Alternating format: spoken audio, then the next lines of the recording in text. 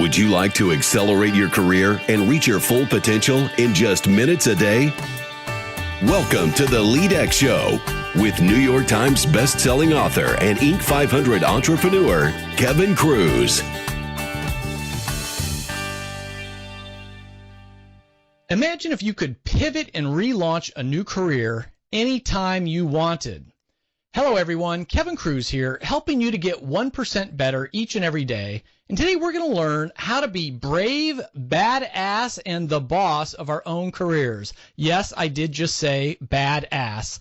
But first, I want to encourage you to subscribe to our newsletter at leadx.org. Each issue has actionable tips you can try right away to advance your career and to fulfill your potential. Visit leadx.org. Our guest today lives with her husband and 2 kids in New Jersey, and she's a master of the career pivot. She started as a press secretary on Capitol Hill, then pivoted to being a CNN contributor, pivoted to becoming a Dateline NBC producer, where she won an Emmy. She's also worked as a PR executive and editor-in-chief for Care.com. Her newest book is Fearless and Free: How Smart Women Pivot and Relaunch Their Careers. She is Wendy Sachs. Welcome, Wendy. Thank you so much for having me, Kevin. Thanks for joining us. Now, we are going to talk about Fearless and Free in just a minute, but I want to hit you with a couple of questions that our listeners are always curious about. And the first is just, can you share a time in your career where you failed as a leader? And what did you learn from it? What did you take away from it? Well, it's funny. I actually do write a whole chapter about failing in my book because I do truly believe that the growth comes out of failure. I've failed many times leading teams, but also just personally on my own projects, my own passion projects. I was trying to do a documentary about sleepaway camps, something I was very passionate about. I'd raised a ton of money. I'd bought camera equipment. I was all ready to go shoot this documentary when I lost my funding literally a week before I was supposed to start a shoot. And I decided to go shoot it myself. And even though I'm not a camera person, I shot and I figured out how to do the audio, and I just read the books online and I shot this film.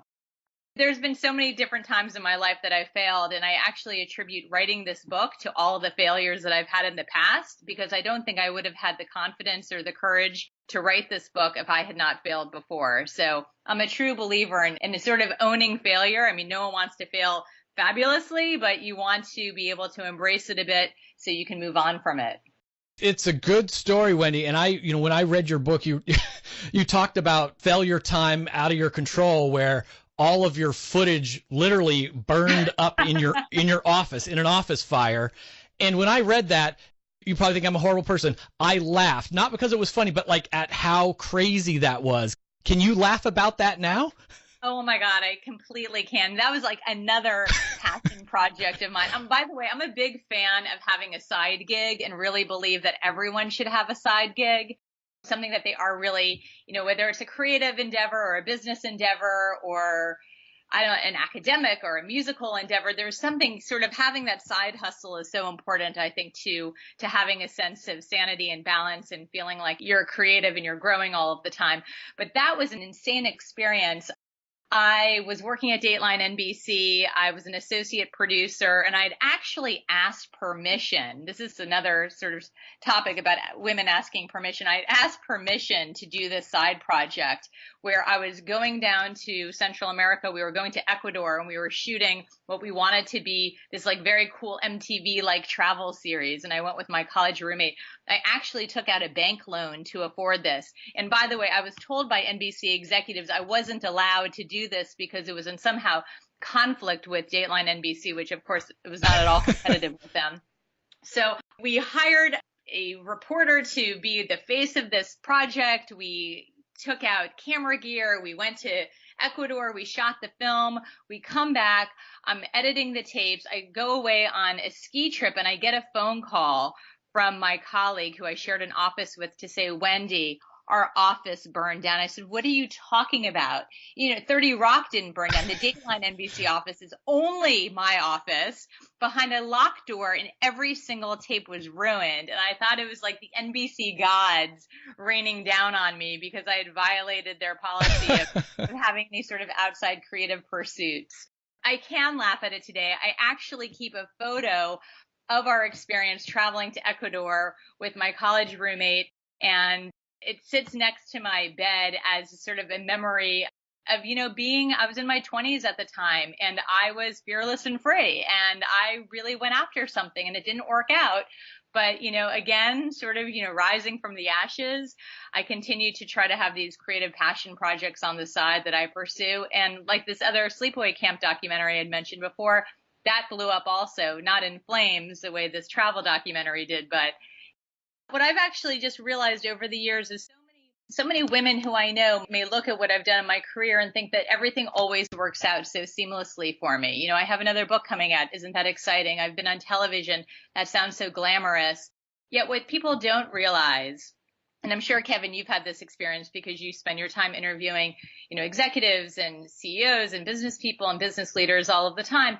They don't understand all of this sort of blood, sweat, and tears that go in, and all of the failures, all of the things that actually don't work out. They see the success and they might be envious of it or intimidated by that, but they don't really understand how many steps it took to get to where you are. And I think that's a really, really important lesson. Certainly something I try to teach my children, but something that all of us can benefit from is things don't always work out, but you sort of grow from all of the things that you attempt. And hopefully, you'll get to that place where it all sort of makes sense. Yeah, Wendy, so much good stuff, and what a crazy story. I'm glad you shared it, and so much good stuff because, just like you said, anybody who's achieved any amount of success will have just as many, if not more, failures, but you often don't hear about them. I mean, you see when they're on the cover of a magazine or they've achieved CEO status or whatever it is, and you don't look and notice all the things they did where they failed. And it's funny what time does because, Wendy, I was similar. My first business right out of college, I had no money. I was literally sleeping under my desk and getting up and showering at the YMCA for a year, and it failed. I was getting ready to say it crashed and burned, but it didn't literally burn the way your project did. But I look back at that and I wouldn't change a thing. Like some of my best memories is sleeping on this crazy floor, one little tiny office, trying to hustle. And I also want to say, listeners, what Wendy said is so true. Like, it is great to have a side hustle or two because, if you're not getting everything you want out of the quote unquote day job, side hustles are a great way to learn new things, to challenge yourself, to have a little bit of extra income protection, and be a step perhaps towards a new career. So I'm glad you brought that out as well. And Wendy, you wrote a whole book about this sort of, but what are your thoughts on work-life balance these days? Any tips on how to achieve it?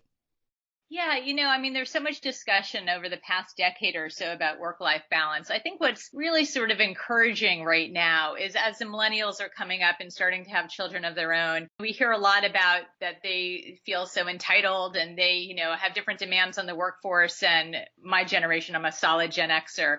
And, they're basically forcing companies to take another look at balance and what that means. And of course, there is no real balance. And you're not going to have a day when you're feeling like you're being an amazing employee and an amazing parent and an amazing spouse or partner or sister or brother or friend. There's no real sense of balance, but there is a sense that you're not being pulled in one direction. So the other parts of your life are really being sacrificed. And so I think we are seeing some real change. I think that women need to take the guilt out of the equation, though. I think there's so much culturally put on women to feel like they need to be this extraordinary mother, this godlike mother. And all of that creates such anxiety and such angst, and you feel like you can never win. The cultural standards and expectations they're just not practical. So I think when we start reframing what that paradigm looks like and what a good mother is and what a good employee is and what you need to be doing to be good at your job. And that's not necessarily about FaceTime or about how many hours you're clocking in or frankly about being available 24/7. Those are the things that need to change. So when we start reframing what an amazing employee looks like, we can start helping figure out what a more balanced work-life situation really is. And listeners, we talk a lot about leadership, obviously, on the LEADx show. And I think this is incumbent on great managers, great leaders, because it's relatively easy to manage, quote unquote, manage by just looking at, hey, who's in the office all day, who's in early, who's in late, who's responding quickly to my email. That has nothing to do, though, with getting results. And when you truly become a great leader, you'll realize it's all about results. It doesn't really matter how people are achieving them. And Wendy, your book is Fearless and Free. And right away in chapter 1, you give some really specific advice. You say, change your words to boost your brand. What are you talking about in there? Well, there's been an interesting thing that's happened over the past couple of years with realizing that this is sort of a trendy way, a linguistic trend, where women were constantly saying sorry, apologizing, almost apologizing even for just taking up space. And this whole sort of sorry thing is a very much of a British sort of linguistics trend that was then picked up in the States. And Pantene did a really satirical commercial looking at the way that women apologize, apologizing when a man bumps into her, apologizing when a guy is taking up space on the subway, apologizing when what looks like her husband or partner is coming home from work and she's handing the baby over to him. It was a constant, stream of sorries. Amy Schumer then did a very funny piece about sorry also, and it became, this sort of outrageous parody on her show that then went viral.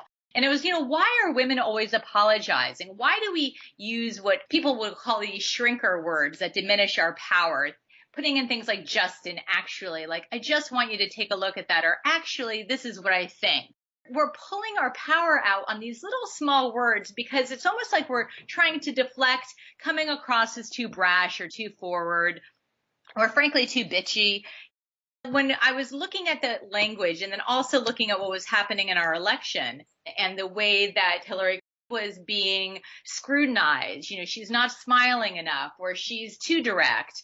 It became this whole situation of realizing, how do we as a culture look at women's power? And then how are women actually diminishing their own power by the way that they're presenting themselves? And so these two sort of situations collided. And I really want to make sure that women come out strong, come out bold. We can be well liked by not taking away our strength and the way that we're perceived. And as I was writing this, Kevin, I was very much living this too. I went through this whole phase when I was really leaning into sorry a lot because I was told in a performance review that I came off too strong. I was too brash. I was too bitchy. And I was horrified by this. I mean, I never thought of myself as being mean or being bitchy. I felt that I always sort of presented with confidence, but then I wanted to dial it back a little bit because, of course, I wanted people to like me. And I started saying sorry all the time. And the irony was I was actually working at Gray Advertising, and Gray is the one who produced this Pantene commercial. And immediately I dropped saying sorry. I mean, the sorry was working like a charm there, by the way. I realized I was dealing with all these hotshot guys, and I kept saying like, hey, sorry, I don't mean to interrupt, or sorry as I walked into the room. Everything became sorry, even though I wasn't really apologizing for anything. I hadn't done anything wrong. It was just a social lubricant, basically. It was a way to sort of fill the space, to come off a little less edgy, a little less sharp. And it worked really well until I saw that ad and then realized, wow, I don't want to come across as apologizing all the time. Yeah, this is a great point. And again, listeners, I'm a big believer in the power of words. And man, we could have a whole nother episode about what happened persuasion-wise with the presidential election for another time, I guess. And I would say just listen. Now that you heard what Wendy was talking about and using the sorry word and other, diminishing words, softening words, have ears, that hear it. Certainly try to hear it for yourself, but you'll also now start to hear it in others and realize what that's doing in the relationships in the room. And Wendy, regarding networking, building social capital, you talk about the importance of engineering serendipity. So what do you mean by that? Well, I love that expression. I think most of us think of serendipity as a happy accident, right? It's just these like great things colliding and great things happen, and it's this fabulous accident. When actually there are companies that are really trying to engineer serendipity. They realize that great things happen during certain collisions of creative forces, and those forces can be quote unquote engineered. If you look at creative agencies or startup companies or tech companies like the Googles, Facebooks, and a lot of advertising agencies, where they're putting the beer garden in the office or the cafeteria or the water fountain. They're creating spaces where they know people are going to be able to connect and come together.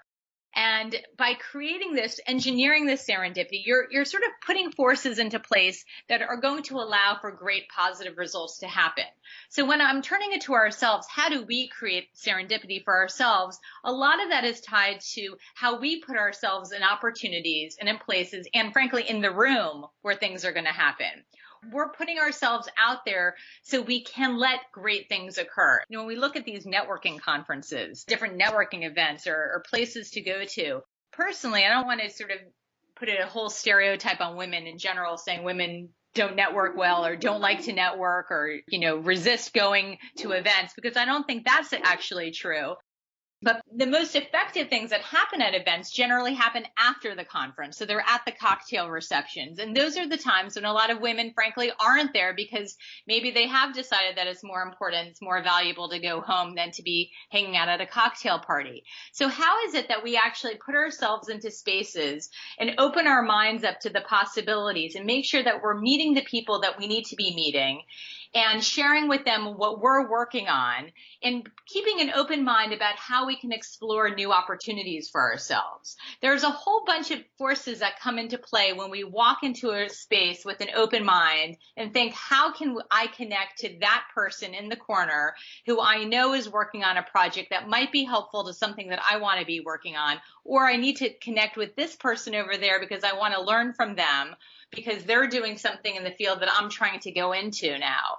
So it's creating opportunities for ourselves that then can sort of turn, doors opening doors. It's this sort of this incredibly organic process, but one that can also be set into motion. And it's up to us to set that into motion. Okay, so let me flip this around a little bit. So this isn't specifically from your book, but we're talking about pivots and relaunching careers. What's your advice to someone who is, mid-30s, employed, and their current career is going great, but they just don't want to do it? Like maybe I happen to know a lot of former lawyers, a lot of ex-attorneys, and I'll just use that as an example. If I'm a 35-year-old attorney and I really don't like the law, or at least not anymore, and I want to do something else. I want to go into advertising or whatever it is. How should I start to pivot when I'm already, gainfully employed? So, I really think that everything we need to know lives online these days. Truly everything is a YouTube video or an online seminar that you can be taking, that it's also opening up other sort of events and conferences and classes to do, whether it's online or to actually go to a concrete space.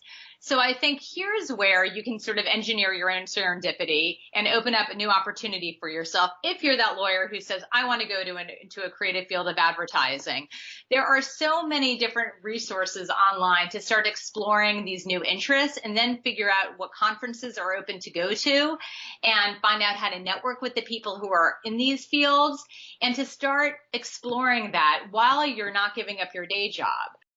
I think it's easier than ever to really be able to transform our careers just because so much we can learn. We really can learn online now, and particularly in fields that are really emerging, from social media experts to a lot of the different sort of social and content-oriented lines of work these days. There aren't a lot of experts yet created there. You can actually become an expert relatively easy just by reading and following and seeing these videos of all the different ways to sort of learn and grow into these new fields.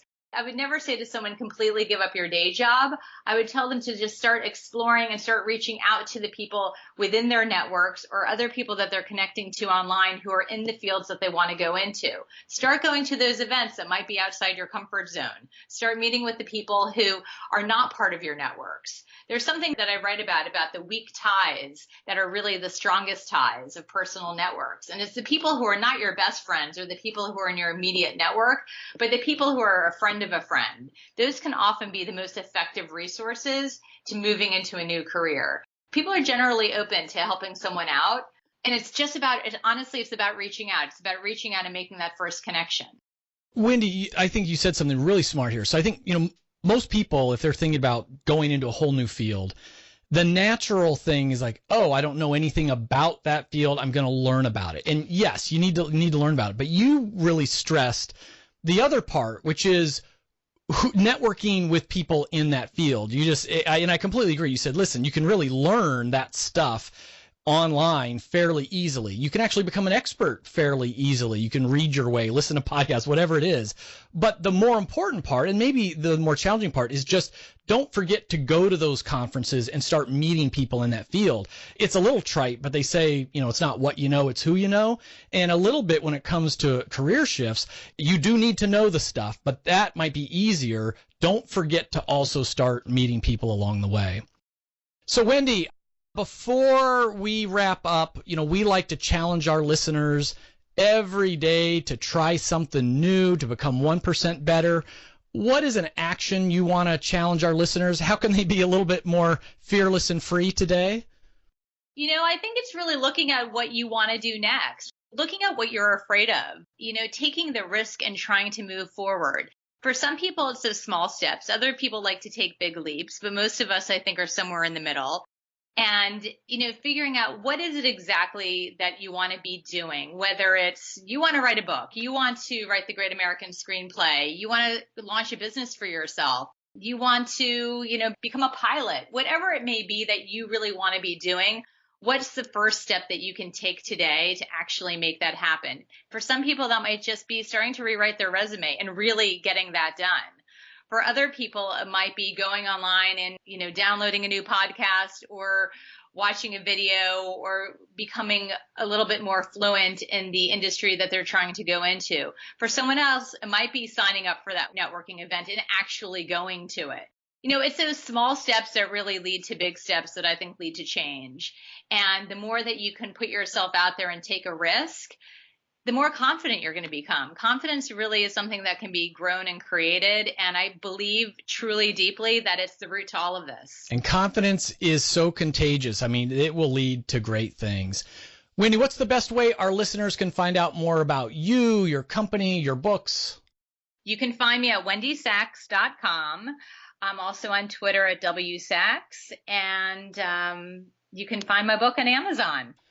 All right, friends, you've just been mentored by Wendy Sachs, an expert on career pivots and reinvention. Check out her books on Amazon or your favorite bookstore.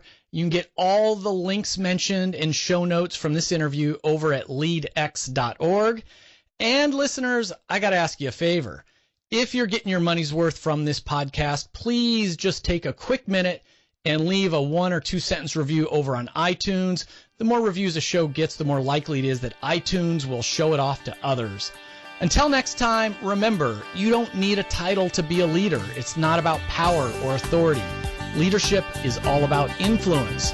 How will you lead today?